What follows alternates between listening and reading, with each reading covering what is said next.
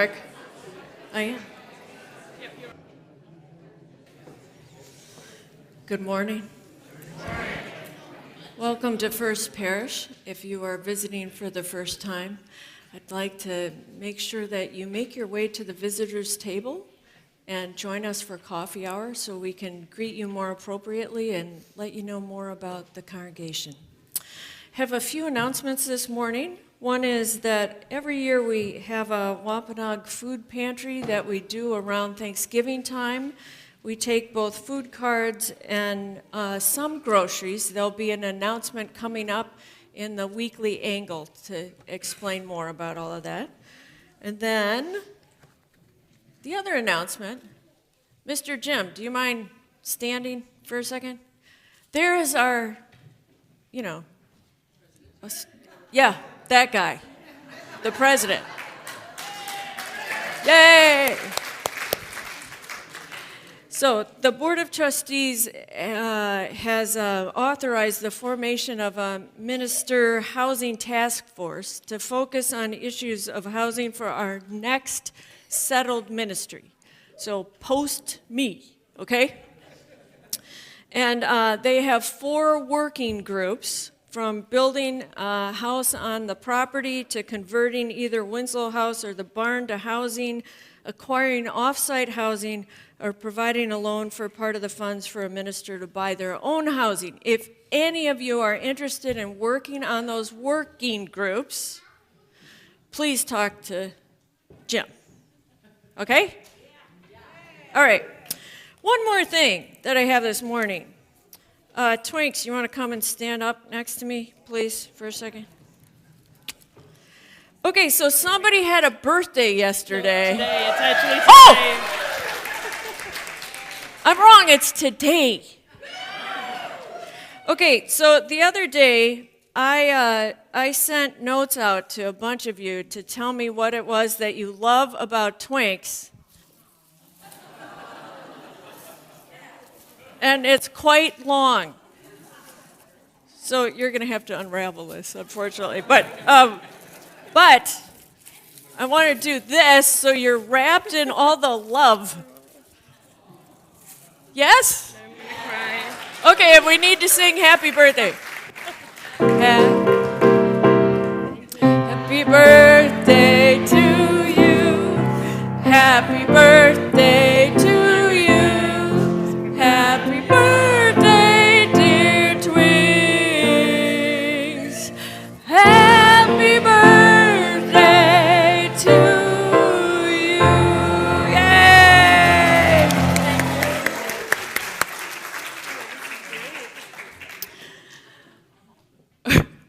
There's a lot of excitement. It's awesome. Okay, so now, would you please take your cell phones out, make sure that they are turned off, so we can be together and centered for the next hour. I invite you to take a deep breath in and blow it out, and join with me now in worship.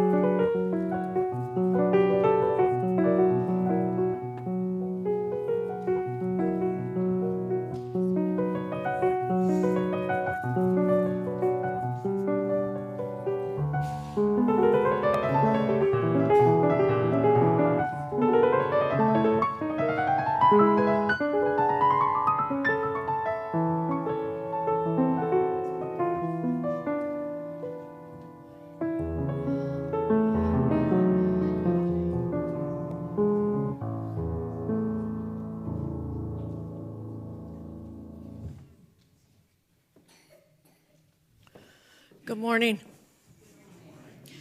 My skirt's falling down.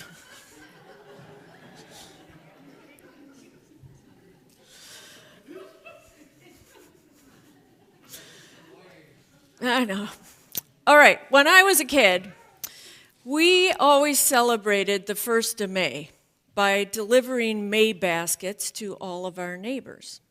Now, my dad had done this when he was a kid, and he taught us how to do it. So we were always excited about it on April 30th because we would go to Goose Candy downtown, and we would get that penny candy, which I'm pretty sure is not penny anymore, right?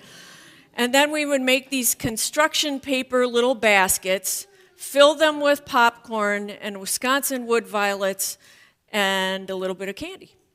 Now, the piece was that you would go to someone's house and you would put it on their front door handle, right?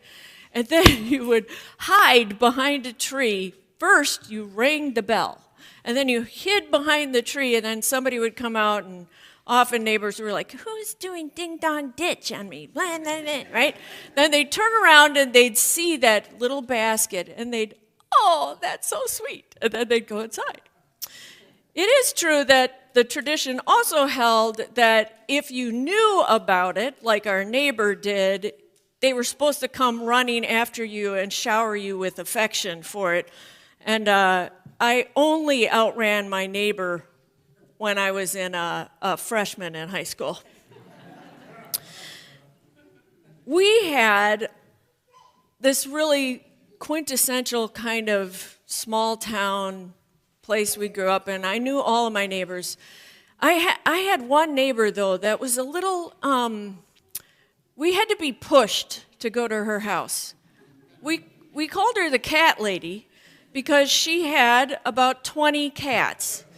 And she was kind of a recluse. You only saw her when she got into her big kind of foreboding red Cadillac that she kept in the driveway, and she'd just sneak into her car and then sneak back out. That's all we ever saw of her and of her husband. So every year we were kind of like, do we do her? But my dad always was like, yes, you absolutely. You go to her house. So one year in particular, we went to her house, we rang the bell, and we hid, and out comes the cat lady. And she opens the door, and these cats come out around her, and she finds the May basket. And she looks at it, she picks up a cat, and she's like, "Oh my, how exquisite. This is wonderful." She's talking very loud, like so we can hear all of it. "This is just beautiful." And then she yells to us, "Thank you!" And she goes back into her house. I have always held on to that for years and years and years.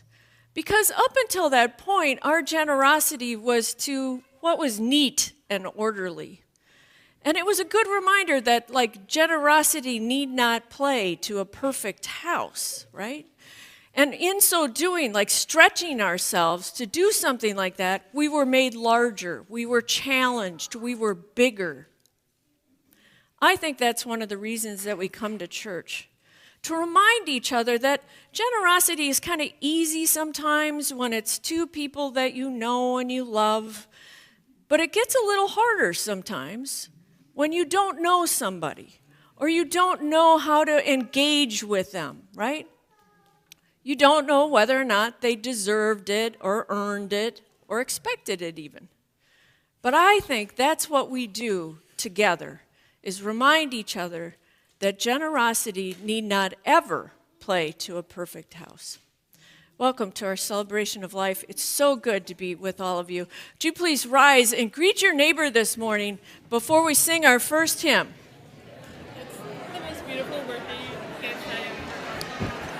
I just want to skip at work and go read it.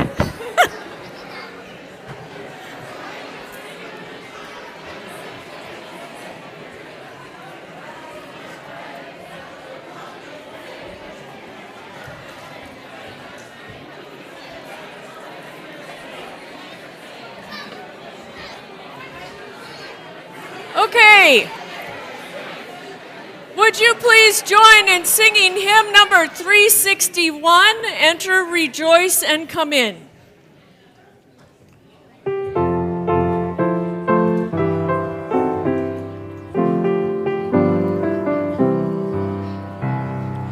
Enter, rejoice, and come in. Enter, rejoice, and come in. Today will be a joyful day. Enter, rejoice, and come in. Open your hearts and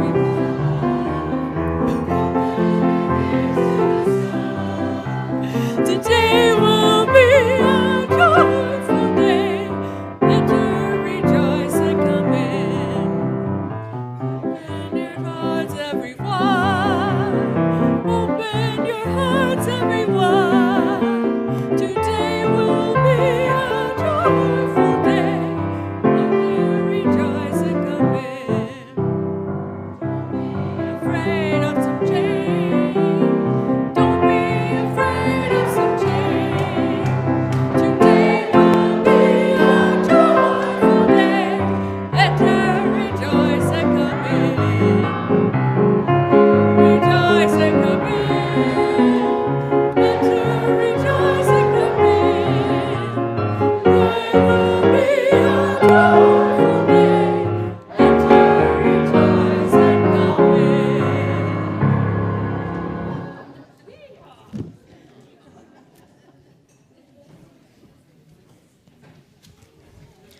Evan, are you ready?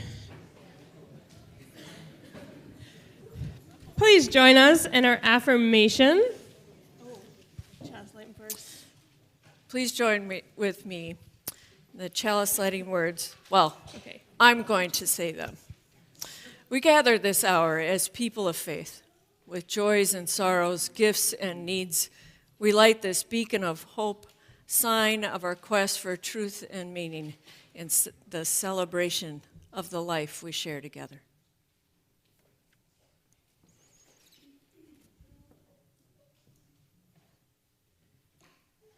Now we're going to do the affirmation. It's all that change. All right. Ready?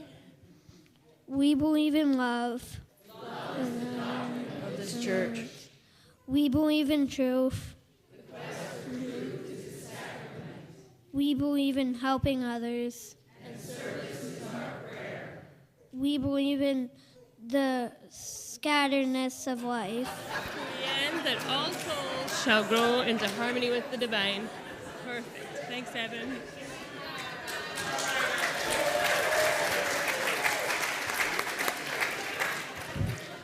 They're almost always so much wiser than we are. Thank you for that lovely birthday love. I'm like trying not to cry. I was like, can I just leave work and go home and read it? All right, friends. So we have been talking, this month is our month of generosity, and we were talking a lot about expanding our circles. So we drew a circle on the floor. That was really fun for ourselves. And then we drew a bigger one that was for ourselves and our family, and we all agreed that that one was way more fun. And then we were going to draw one for all of our friends. This was stage 3 of a 6-stage process. And our friends here were like, we have to draw one as big as the world because everybody is our friend. Perfect. So we didn't need to do the rest of the lesson, but we talked a lot about how we are going to include everyone when we expand our circles. Do you guys know who Mr. Beast is? Yeah. Do you know who Mr. Sparkles is? No? Okay, I'm half relevant on YouTube still then. So these are YouTubers who do these gestures of generosity on the internet. Mr. Beast will sometimes give away a Lamborghini or a house or a whole grocery store or what? A yacht, right? He is really rich and we all want to meet him. That is true.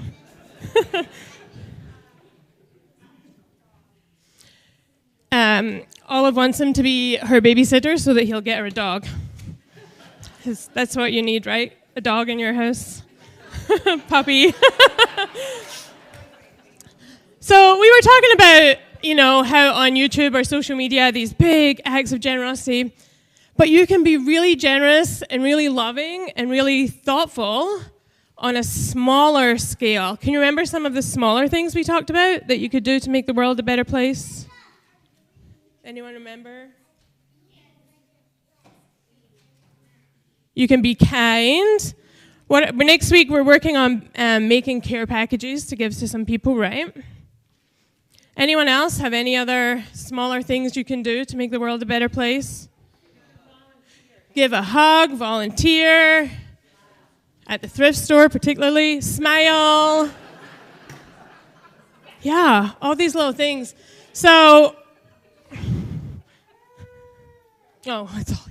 one of the great things about working with Reverend Karen is, like me, she is an idea expander, big thinker, and nothing stops us from our wild plans. So my plan was today to give you all $3 to go out into the world and do something amazing. But then when I told this to Rev Karen, she said, well, I think there's more change makers than just you all. So what we're going to do is we're going to hand out an envelope to all of you, and you're going to find something in there. And your task, your spiritual assignment for this week, for you all and for you all, is to take whatever in your envelope and expand our circle of love from First Parish. So in the next week or 2 weeks, we're going to have maybe, there's like 180 people here or something, 180 other acts of kindness in our world to make it a better place. And then next week and the week after, we're going to have a board out in the alcove where you can write what you did to expand the circles of love in our community. Yeah. You want to hand them out? Yeah, did I forget anything? No, it's good. All right, friends, do you want to hand these in? Yes. Do you like Mr. Reese? Perfect. So go get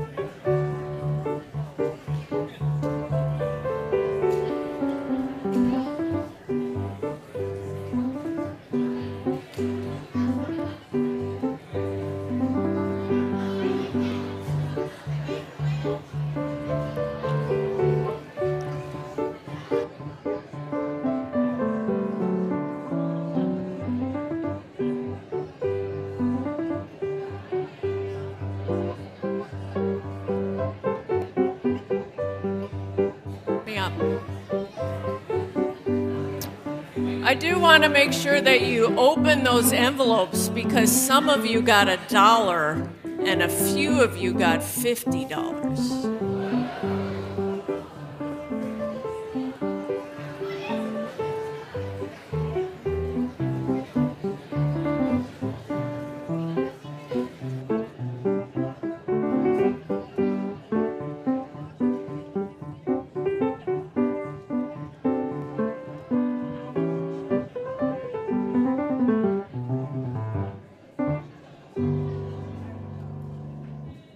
Did everyone get an envelope? Anyone need one? Excellent. Good work, friends. So we're going to light our lantern. Levi, you're going to light our lantern today. They're all distracted by the cash, cold hard cash here. And we're going to take the light of the love from here downstairs to our children's space. Let's please sing out our children.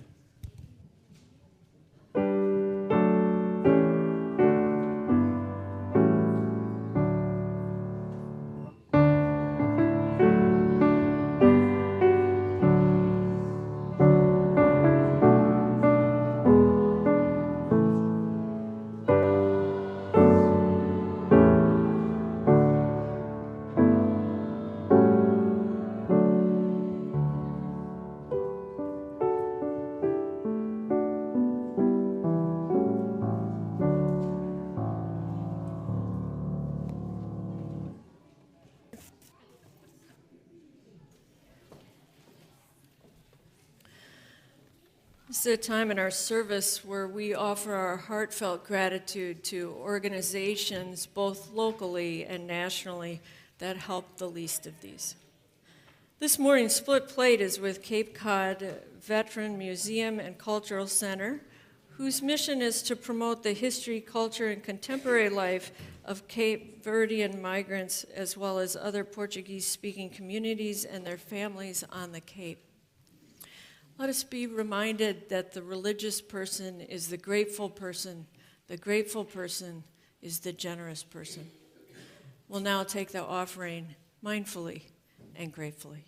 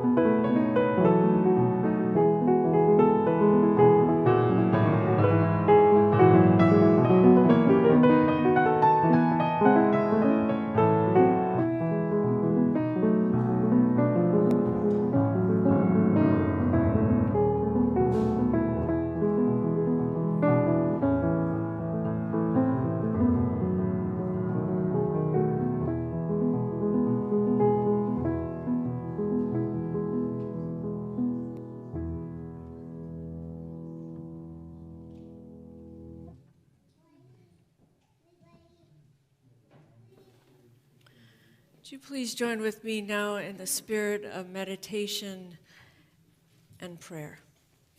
I invite you to get settled in your seat. Put your feet firmly on the ground and turn inward with me now.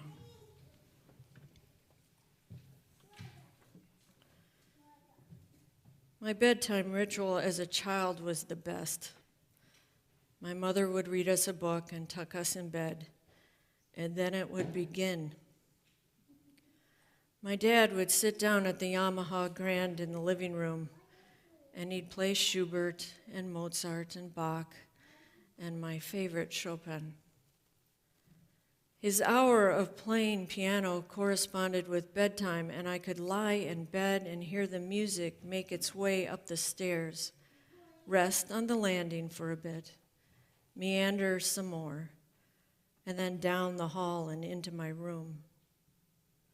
I imagined it right at the foot of my bed that then would slide over the covers like a cool mist on a hot day.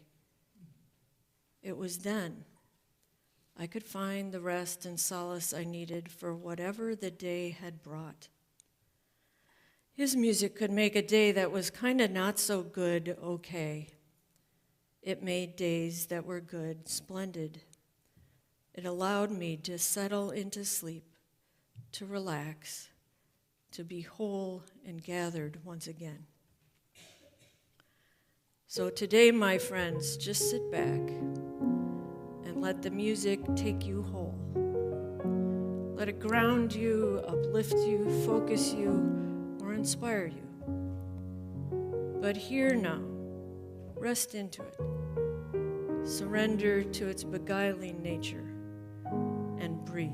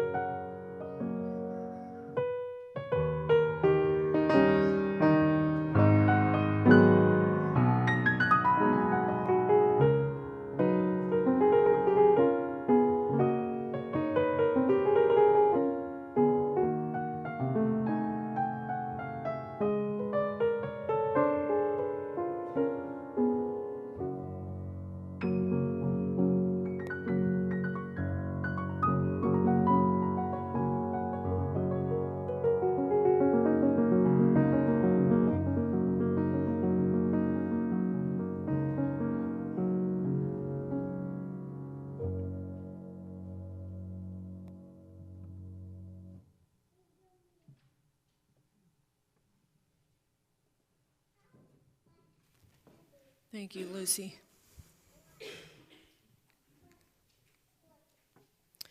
I came back into the ministry 2 years ago. I had taken a 5-year hiatus and did art for 5 years.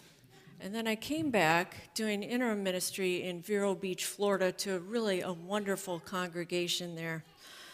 One of my only problems starting, though, was that my husband, Scott, that first year, wasn't with me all the time because we had a kid, we were getting ready to go into college, and we have a horse farm, so we needed to figure out how to be in 2 places at one time. So he was only down in Florida part-time with me that first year. Knowing that, I have a colleague, Reverend Sarah York, who told me to bring down one of my animals. She too had done an interim ministry. She was in London, actually, and her husband, Chuck, couldn't go with her all the time, and she really felt like had she had one of her animals with her, it wouldn't have felt so lonely. So I brought my little black cat with me, Rue, and I'd bring that little monster in with me to the church office about 3 or 4 times a week, and they loved on that cat and on me, and I am incredibly grateful for that. There were many cat toy mice scattered throughout the church office. At times it looked like a rodent graveyard. But all of this is to say that my colleague Sarah knew that the work itself can be very lonely, but doing it without a spouse or a partner, kind of creates its own kind of isolation. So I'm lucky to have had little Rue. She wasn't a person, of course, but a good companion. Truth be told, I knew that there was going to be loneliness, so I was prepared. In fact, I've preached on loneliness many times over the years, more so in the last number of years as it is reaching epic proportions of a social ill that often goes unnoticed or disregarded and sadly not well addressed, not just in this country, but all over the world. As more and more people live alone, no longer kind of in a family system, we are less intimately connected to those who know us and see us, those who have like familial connections. Ironically, with the rise of technology, we both are connected and disconnected. While things like Facebook and Instagram connect us to friends whom we may never meet or rarely see, it broadens the base of those connections. But it also gives us kind of like a false connection to others. The friendships may be broad, but they are often kind of flimsy and thin and superficial. As one reporter comments, Facebook monetized loneliness. Some people say that the success of social media was a product of an epidemic of loneliness. Some people say it was a contributor to it. Some people say it's the only remedy for it.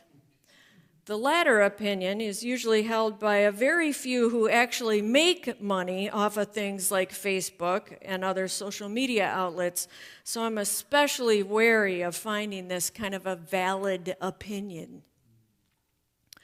But because of this uptick in loneliness, in 2017, the UK government actually created a ministry of loneliness to study what was happening and diagnose kind of like the larger condition of it. Indeed, before the pandemic, there were a number of studies that were done where they asked people throughout the country in the US, name a few people, or however many people that you can, that you feel known, seen, loved, are vulnerable with, who like hold your secrets, right? So they did this a number of years ago, and it turns out that the average number was 1. Which you got to think about that a little bit, because there were a number of people then that answered 0, right? The Economist magazine declared loneliness the leprosy of the 21st century. The New Yorker magazine just ran an article called A History of Loneliness, in which the author comments, loneliness is a vague term.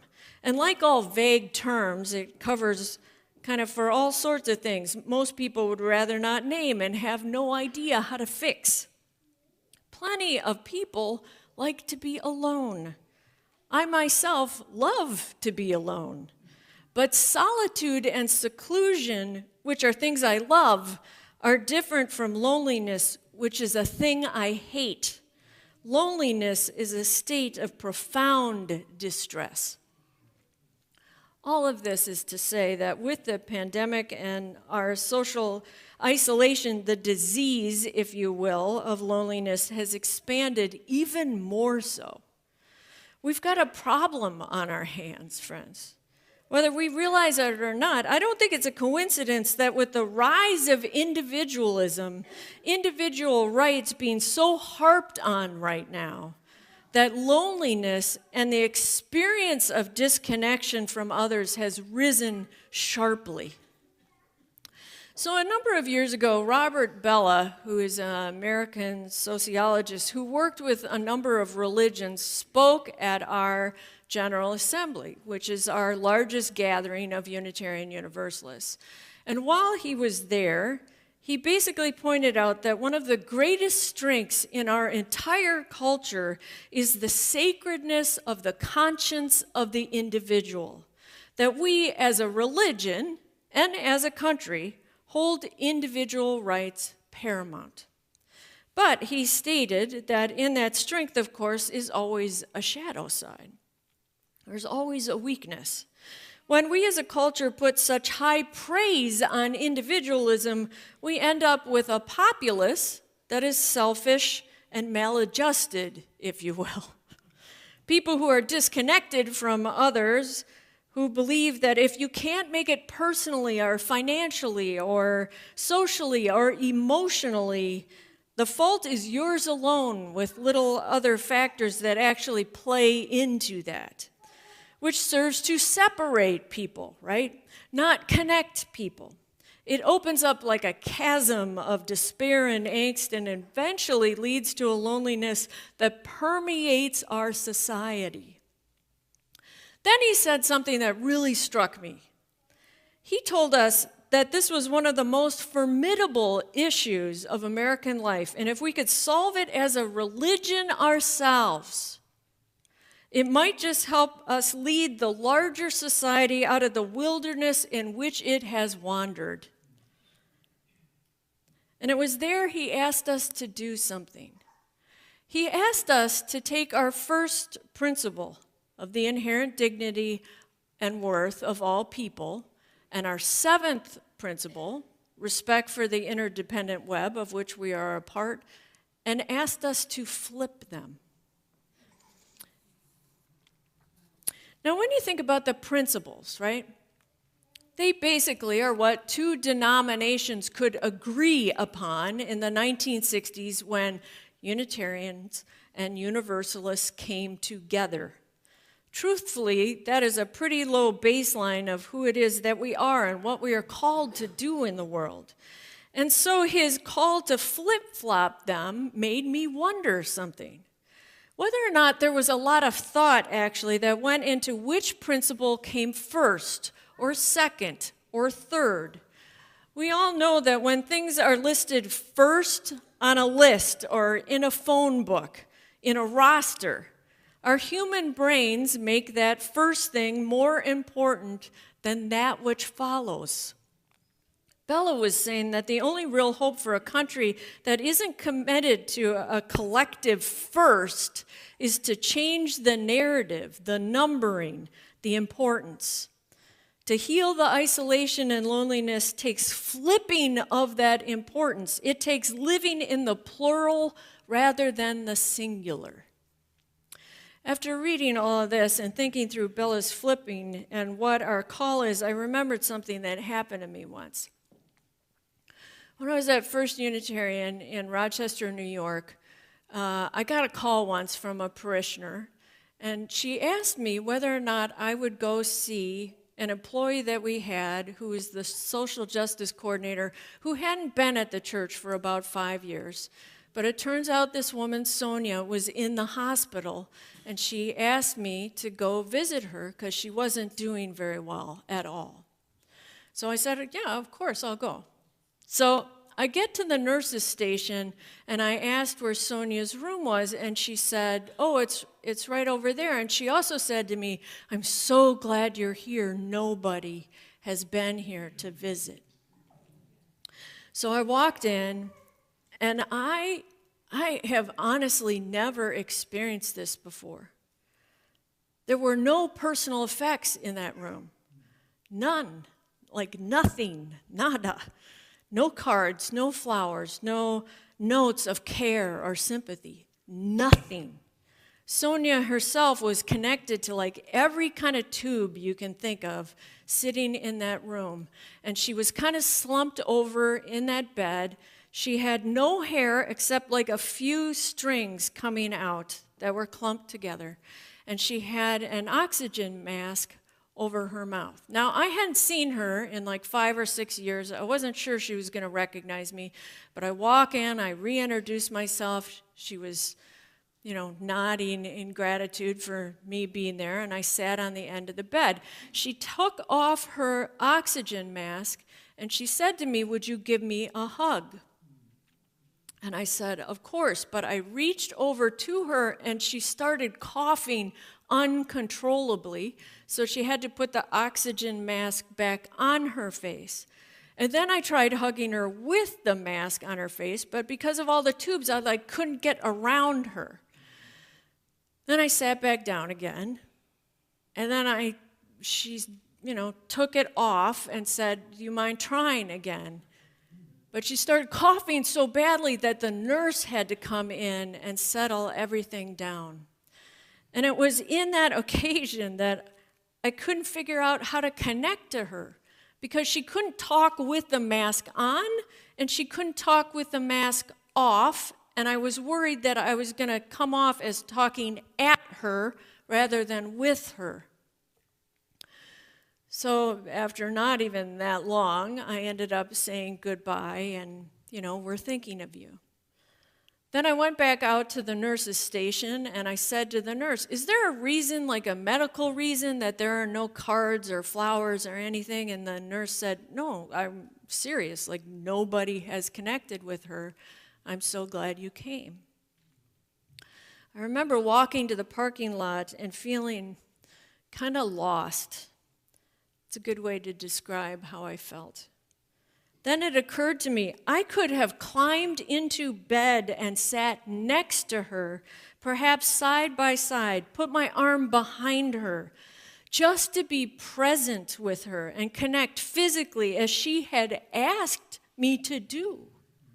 I could have done something odd to make it not odd and connect with her.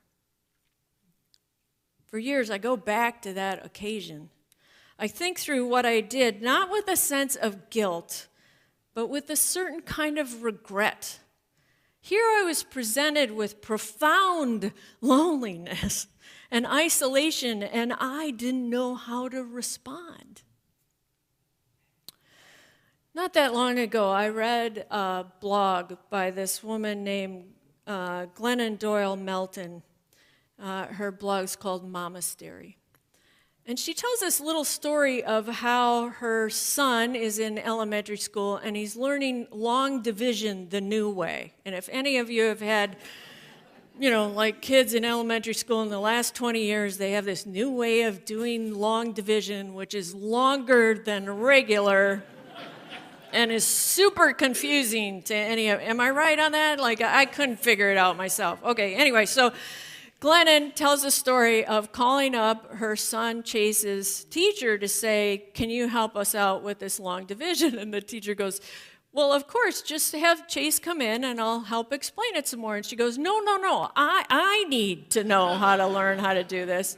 So she goes in herself and she talks to the teacher and she, learns long division, long division. And then they started talking. And the teacher explains to her that in her opinion, teaching isn't necessarily having kids learning, reading, and writing, but actually producing children who are brave and kind. And that for her, that is her larger responsibility. The teacher went on to explain that every Friday afternoon, she asks all the kids in her classroom to write on a piece of paper 4 names of kids that they would like to sit next to in the next week and ask them to recommend one kid who has been the standout student in the classroom. So each of those children write that on a piece of paper, and then they fold it up. Nobody else sees it, just that teacher. After Friday, and they all go home, this is what she does. She says that she is looking for patterns. She's trying to figure out who isn't getting recognized by anyone else, who doesn't even know who to request, who never gets noticed enough to be noticed. Glennon comments, Chase's teacher is not looking for a new seating chart or exceptional citizens. Chase's teacher is looking for lonely children. She's looking for children who are struggling to connect with other children. She's identifying the little ones who are falling through the cracks of the class's social life and discovering whose gifts of being unnoticed by their peers. Glennon asked the teacher when she started doing it, and she said the Friday after Columbine. And then she says this. See, this brilliant teacher watched what happened at Columbine, knowing that all violence begins with disconnection. All outward violence begins as inner loneliness. She watched that tragedy knowing that children who aren't being noticed, whose seeds are left unnoticed and untended to by others, will eventually resort to being noticed by any means available to them, often in very destructive ways. She gets that even love is belonging, that sense of belonging is in a pattern. And she finds those patterns through her lists. She breaks a code of disconnection, and then she gets lonely kids the help that they need. It's math to her. All love is math. Here's the thing, I love that story. Because it's not only reminding me to pay attention to others, but especially when they may be most vulnerable, but to look out for one another. This rocked me a couple years ago when I found this out. Turns out the U.S. has experienced its largest ever recorded annual increase in murders. In 2020, a rise of 30%. It was the biggest jump in 60 years. But it makes sense, right? With the continued rise of individual rights over the collective and a couple years of a pandemic, is it any surprise that given our isolation and loneliness, the murder rate is at its highest over the last 6 decades? That's huge, you guys. Been wrestling with remembering Sonia and reading that blog post, and I've been trying to push myself to go a little further. I do think there is more in this than just paying attention to others or reaching out and connecting to those who may be vulnerable amongst us and outside of our walls here. When I push myself, it wasn't that I forgot to get in bed with Sonia. It's that it would have been very odd to do so. It would have been messy. As you know, how do I go about having that conversation with her? It would have been an uncomfortable human interaction. She may have thought I was a little strange. I may have embarrassed myself. I may have looked like the fool. But here's the thing. In truth, if we are going to really address loneliness, we are going to have to sometimes sacrifice our own comfort, our own I can't do that moments, and get over ourselves. Relationships are messy. Connecting with another human being is messy. Things don't always go right. People don't always respond as we'd like them to. And more often than not, we convince ourselves that what others think of us is more important than, well, doing the right thing. I get that. but I think I've learned that it might just be worth it. If you knew that you actually could connect with one more person and make them feel loved and cared for, known and seen, if you could help abate their loneliness, wouldn't you sacrifice a little of your usual self-reserve or patterns or behaviors that feel proper and put together to reach out to another, to save them from being lonely? I think I've learned that it's worth the risk.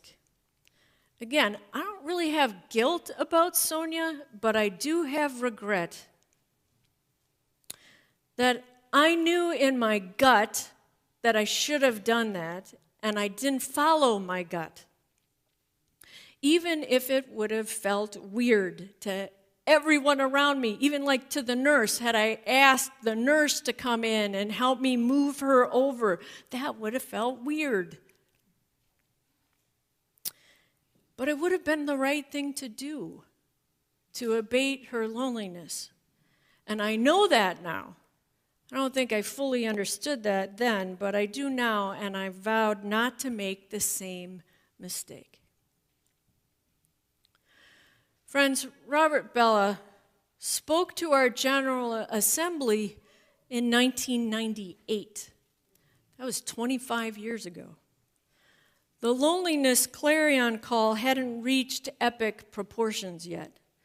The problem was kind of emerging, growing even, but the consequences of not doing it weren't really life and death. Our denomination never switched the order of the principles. We never did that. But that doesn't mean we can't. I think it's the time that we do it. Maybe not formally, but if we could do it in our own minds and hearts and actions, to flip them to interdependence over independence, I know we likely would get to a different place. Because friends, there's a hurting world out there that needs people who pay attention to those who are isolated. People who aren't afraid to sacrifice for the good of another's well-being and wholeness. Interdependence is needed now more than ever. May that be our calling and our cry. And I do mean cry in all its variations of that word. It is a cry that needs everything we've got to give today and this day forward. May it be so. Amen.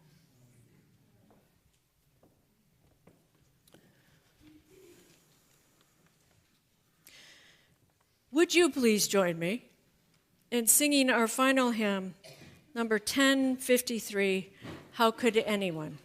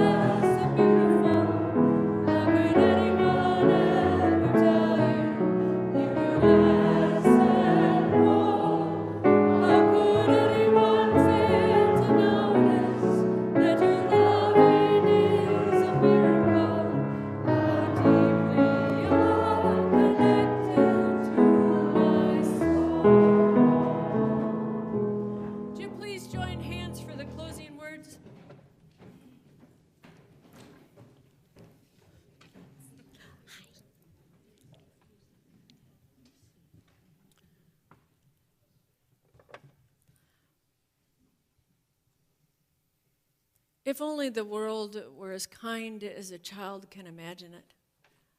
Let us be bearers of light, of kindness, and of generosity. Amen.